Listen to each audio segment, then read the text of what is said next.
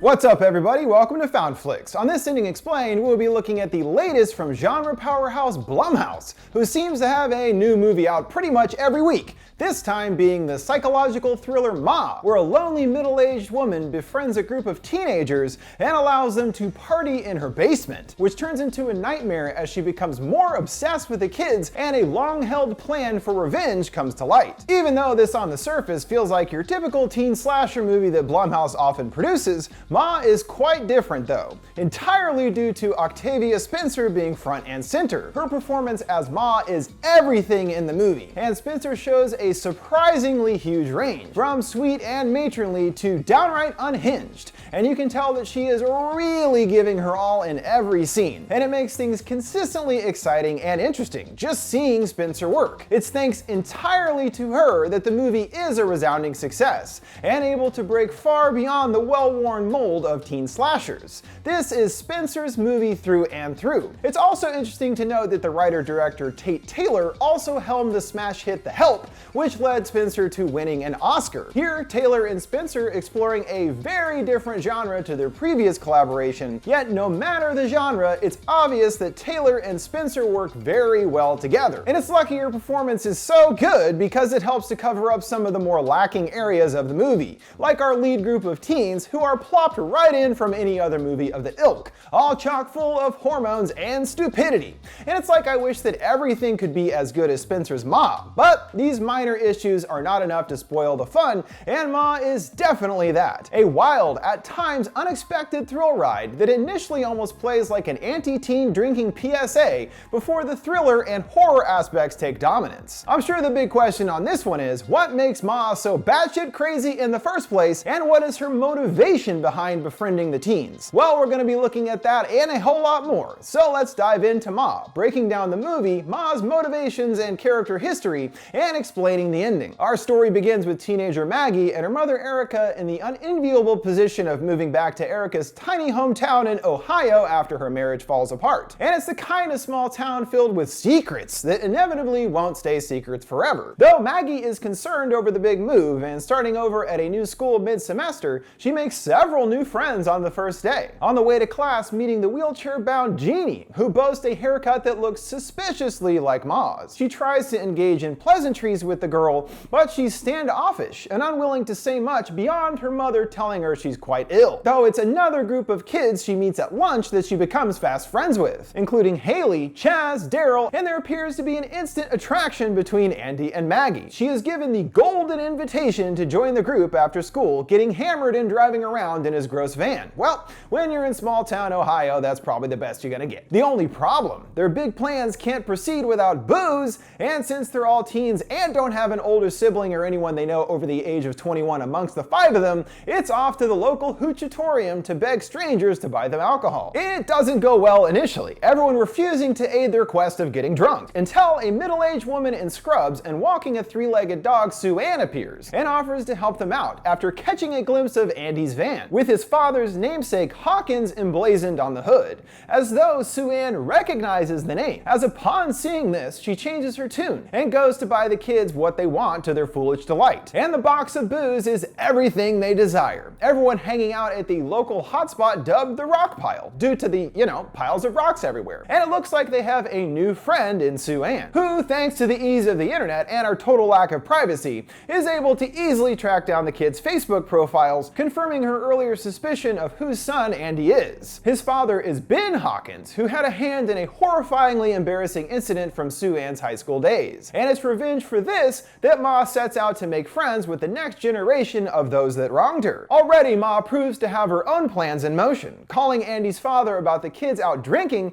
and gets them in trouble with the police. Dang, if only there was somewhere safer they could drink. The next time the group needs booze, Sue Ann is happy to lend a hand again, but this time before delivering the goods, asks the kids to follow her elsewhere, citing worries over getting fired from her job. The dumb kids don't really give it a second thought. I mean, she seems nice, let's follow her into the middle of nowhere, it's totally cool. And she offers them the ultimate hang spot to get their drink on, her dingy basement, where they can party under her watch with no concern over getting caught or other issues with their breaking the law. At least Ma doing her own version of a sobriety test, taking away Andy's keys until administering her own test to determine he's cool to drive, which seems a little less than scientific to me. The kids are stoked by Ma's generosity, Daryl being the one to bestow her the nickname, asking if she has any pizza rolls, and huzzah! She does, bringing down a plate of snacks for the teens. And I mean, who can argue with that? Pizza rolls and teen drinking. Though there are a few rules to partying at Ma's. No taking the Lord's name in vain, and no going upstairs.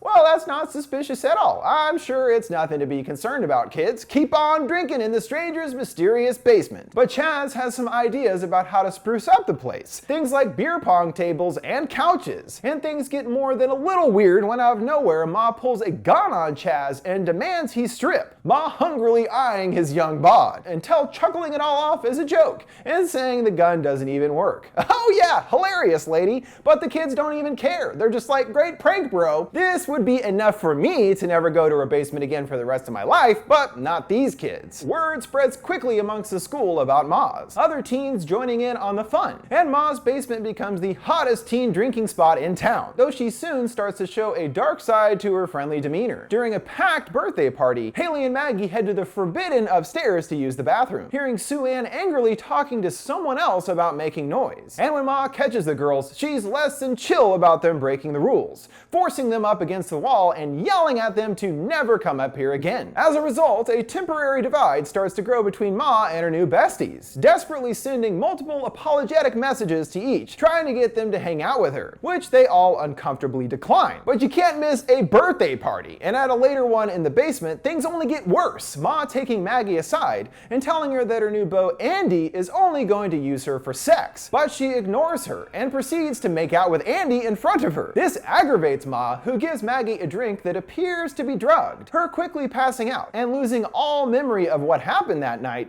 and finding the earrings given to her by her mother missing, but merely thinks that she just got too drunk, and not even considering that Ma was responsible. Ah, teenagers, so trusting. This is enough for their burgeoning relationship to be put on ice, as the kids block Ma on social media, especially after she keeps sending more and more desperate videos and messages, looking like she's inviting them to the best time ever. Here, Haley is accidentally very rude, sending out a Snapchat to the whole group, including Ma, calling her crazy and telling everyone to blacklist her, which hits Ma hard. But she isn't about to give up on her master plan, getting a new number and sending another tearful message saying she has something quite serious to discuss with him, begging to meet her at the rock pile. The group reluctantly agree, Ma revealing that she has pancreatic cancer and blames this for her odd behavior. And the kids are like, oh man, we're total dicks, throwing all rising concerns to the wind, even when they notice that Ma is wearing another girl's bracelet. Haley and Maggie both pointing out that they are also missing jewelry. Probably just a coincidence, don't worry about it. They decide to investigate Ma's in search of their jewelry, finding numerous pictures of the kids in her bedroom, along with another surprise, Jeannie, who appears wearing a tribal mask and startling them. We see not only that she can walk, but that she is also Sue Ann's daughter, saying that Ma has told her she is too sick to go to school or even leave the house, trapped in a cage of sorts upstairs. Ma returns home, Jeannie giving the girls time to escape, and she comes in to give Jeannie her medicine,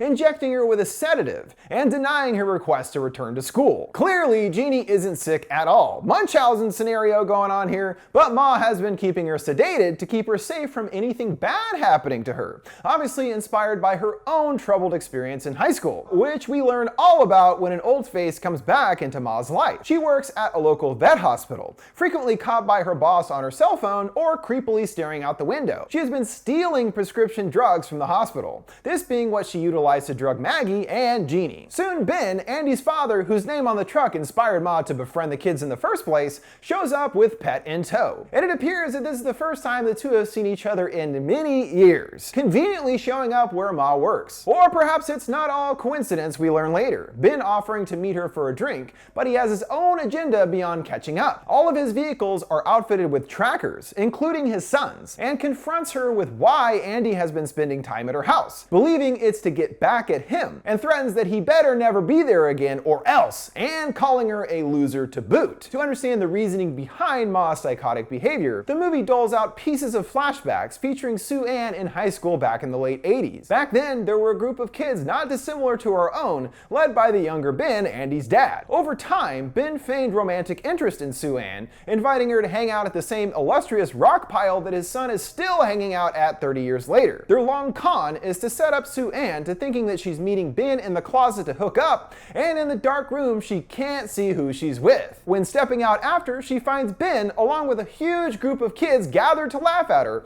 who pulled the old switcheroo on her, utterly humiliating her. And it was this incident that caused Ma to almost stop development beyond this moment, as we still see her acting like a teenager in many ways now. And it's obvious now that her whole plan with the kids is a form of revenge for this past prank. She gets her first taste of this on the older generation when one of the girls who was there, Mercedes, is out for a morning jog, and Ma casually plows right into her with her car, having a little disco party as she drives off. Damn, that is ice cold, Ma. We also see when returning to the hospital to fetch more tranquilizers that she has murdered her boss too, shoving her body into a pet cage. I'm not sure why Allison Janney even did this role. She was in it for about 2 seconds. She's not about to let the kids out of her life that easily though, surprisingly showing up at Maggie's house, having run into her mother at work, the two also former classmates. Like the others, Erica was involved in a way with the prank. While not playing an active part, she was a witness and did nothing to prevent it from happening. And when having trouble with their dog Louie, and Erica wants to call Ma for help, she is forced to reveal to her mom everything about Sue-Ann's party basement, as a result getting grounded and told to never go back there again. Soon after, Ma is able to get her ultimate revenge when Ben learns that his son has still been showing up at Ma's despite his wishes. Unfortunately for him, this was actually her plan, showing that she has a tracking device from Andy's van and actually lured Ben here on purpose, injecting him with more pet drugs and quickly passing out, later waking up chained to a bed, with Ma looming over him with a large blade, in the most batshit scene in the movie. Taking the knife down his body, she goes down to his dick zone, even utilizing a rubber prop here,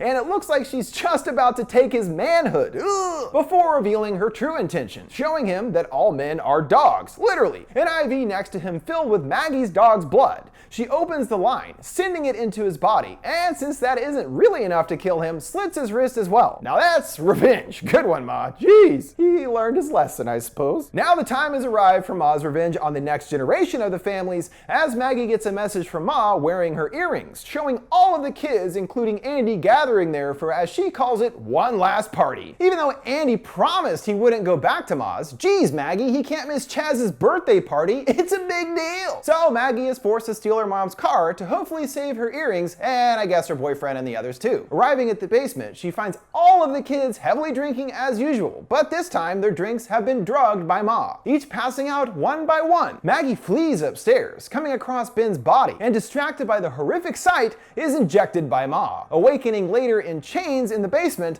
along with all of her other friends, still passed out. As Ma notes, Maggie is a strong one, as the drugs they were given were enough to keep a Great Dane asleep for hours, so she's lucky enough to watch Ma torture her passed out friends, including putting an iron on Chaz's toned abs, stitching up Haley's lips, and painting Daryl's face white, saying there's only room for one black person in the group. Andy is the next to come too, who enacts a feeble plan of action with Ma, who has a weird kind of crush on him, most likely due to his father, and plays into her feelings, pretending that he likes her, and even planting a smooch on Ma. But she's not foolhardy enough to fall for such ill-rendered schemes, stabbing Andy deep in the stomach. Ah well, nice try anyway, dude, even if it was especially creepy. She's momentarily interrupted by an officer showing up, and further inconvenienced by Maggie making loud noises from the basement, forcing her to execute him with that supposedly non-working gun, and getting her daughter's aide to hide the body. Returning to the basement, Ma gets Maggie to help her fulfill another lifelong dream, recreating a photo from her past yearbook showcasing all the coolest kids, including her beloved Ben, placing herself amongst the kids on the couch and posing. Another properly demented moment. I also thought based on the trailer that by this point all the kids were dead, but turns out not so much, they're just drugged. Ma strings Maggie up, intending to strangle her, interrupted by Jeannie saying the officer is still alive, but it's just a trick, knocking her mother out with a frying pan to the head, knocking something over and starting a fire, then helping Maggie and the others free themselves. They're unable to escape though,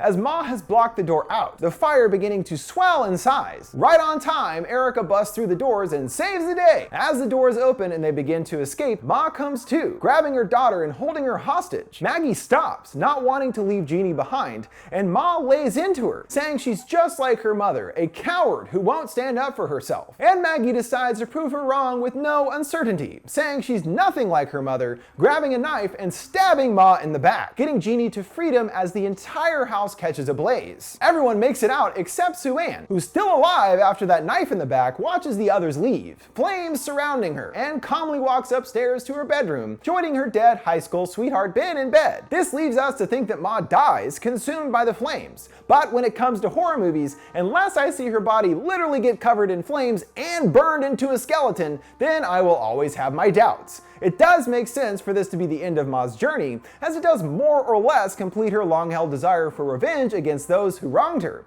Didn't go exactly as planned, but still worked overall. So it wouldn't make much sense for her to survive to go on and kill again without any personal stakes, but she did kill her boss for no real reason, so why not have her survive for a sequel? I'd be more than down to watch Ma's further insane exploits, and she could be driven by getting her daughter back, and she'll do that no matter the cost. Which brings us to the conclusion of this ending explained for Ma. It was definitely high on the heap of Blumhouse's output, thanks pretty much entirely to the expert villainous turn by Octavia Spencer. And it really was wonderful watching her play such a deranged and interesting character. The lesson to take away here is clear. Underage drinking on its own gets you into trouble, but especially so if you're gonna start hanging out in a deranged stranger's basement that pulls a gun on you the first time you're there. Best to call it a day at that point and, not be a total moron. Oh, teenagers, when are you gonna learn? What did you guys think of Ma and its ending? Would you like to see What did you guys think of Ma and its ending? Would you like to see a sequel, or is it better for Ma to stay dead? Let me know your thoughts in the comments below. Make sure to like, subscribe, and follow. Thanks for watching FoundFlix. See you next time.